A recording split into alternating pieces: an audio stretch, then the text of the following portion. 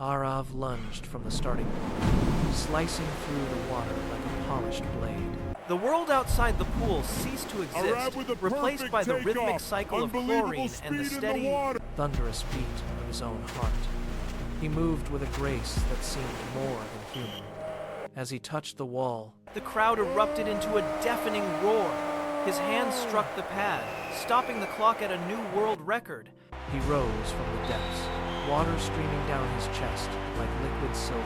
A heavy gold medal clinked against his collarbone as his teammates hoisted him into the air. In that moment, he was invincible. Life was a perfect loop of cheers, victory, and the blue sanctuary of the pool.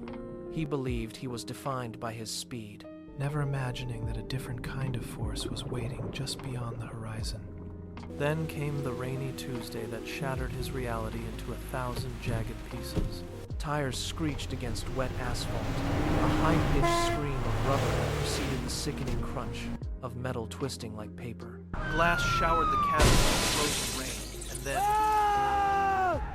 a heavy darkness followed. When Arav finally opened his eyes, the sterile white of the hospital ceiling burned his vision. He looked down, his breath catching in his throat. The sheet lay flat, terrifyingly thin, where his right leg should have been. Days bled into months of agonizing silence. He sat in a wheelchair, staring at the dust settling on his old medals. His coach visited daily, leaning against the door frame, saying nothing but offering a presence he couldn't yet accept. His parents left meals on the bedside table, their eyes carefully avoiding the empty space where his knee used to be. Arav stopped answering. He had become a ghost in his own life. He eventually took a job at the pool, but not as a swimmer. He spent his days cleaning the locker rooms and sweeping the deck. His prosthetic leg made a rhythmic, mechanical clicking sound against the tile, a constant reminder of what he had lost. He kept his back to the water, afraid that looking at the blue surface would pull him back into a dream he could no longer afford. The smell of chlorine, once his greatest comfort, now felt like a taunt. He moved like a shadow among the vibrant athletes, a man defined by what was missing rather than what remained. He thought he was hiding from the world, but he was really just waiting for a reason to find his footing again. One afternoon, the facility was nearly empty. A young girl chased a rubber ball toward the deep end, her laughter echoing. Suddenly, she slipped. A sharp splash shattered the quiet. Terror-filled eyes, she sank. Crash memories. The hospital and the suffocating silence rushed back, pinning him to the spot. He saw her fingers clawing at the air. In that split second, a choice emerged. He didn't look at his leg. He didn't look at the chair. He sprinted.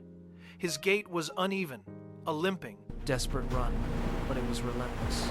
He dove. The water closed over him, familiar, cold, and welcoming. He kicked with everything he had. Cold and welcoming. He kicked with everything he had. His arm hooking around her waist as he surged upward. They broke the surface, gasping for air. He hauled her onto the deck just as his coach sprinted over to help. The water dripped from his hair, pooling around his prosthetic. For the first time in years, he wasn't looking at the limb. He was looking at the life he had saved. The fear that had anchored him for years simply drifted away, dissolving in the ripples of the pool. He didn't just save her life, he saved his own. Because pressure does not ask whether you are ready. It asks whether you still remember who you are. Pressure breaks the shell of fear and reveals who you truly are. Pressure did not give him strength. It forced him to stop hiding from the strength he already had. It had not broken him. It had stripped away the doubt. Good as new. Leaving behind the man who had been there all along. He realized then that the tragedy wasn't the end, but a refinement. Pressure is not a burden. It is the force that defines the shape of a diamond. He was no longer just a swimmer. He was a man who knew his own strength. Pressure is privilege.